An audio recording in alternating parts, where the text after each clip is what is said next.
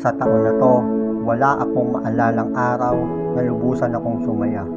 Wala sa memorya ko na tumawa ako ng malakas, ngumiti ng maluwag. Kung meron man, siguro kinailangan lang ng pagkakataon. Sa litrato o sa kaarawan ko o tuwing may maririnig akong biro. Ang totoo, laging may pag-aalala sa loob ko. Araw-araw kailangan ko maging malakas. Bawat sandali, kailangan ko maging matatag. Mas kinailangan ng puso ko maging matibay kaysa maligaya. At sa pagiging matibay, naging manhid ang puso ko. Hindi na ako nakakaramdam ng buo. Palagi akong may depensa, may armas na laging palaban. Kinailangan ko maging malakas sapagkat maraming beses din akong dinurog ng mundo.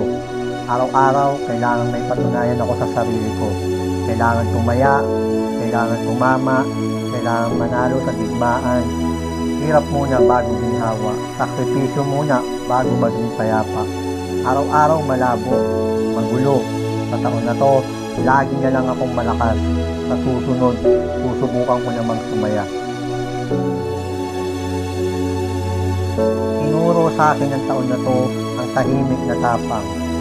Itong lakas ng loob na hindi maingay, palaban pero hindi naninigaw, humihinto pero hindi umaayaw, kalmadong hindi mapapasuko, na kahit anong suntok ng mundo, lumalaban lang sa paraang panatag.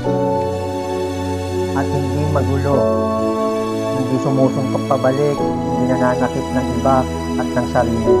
Hindi na ako tulad ng dati na tumitindig hanggang maubos ang pag-ibig. Hindi na yung magpupumilit, umuusig, magagalit, hanggang sa makaramdam ng sakit.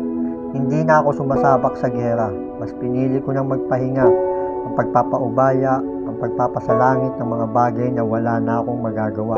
Hindi dahil sa duwag ako at mahina. Hindi dahil sa wala akong pangarap o pakialam sa hinaharap. Kundi naniniwala ako na may katapangan din sa katahimikan.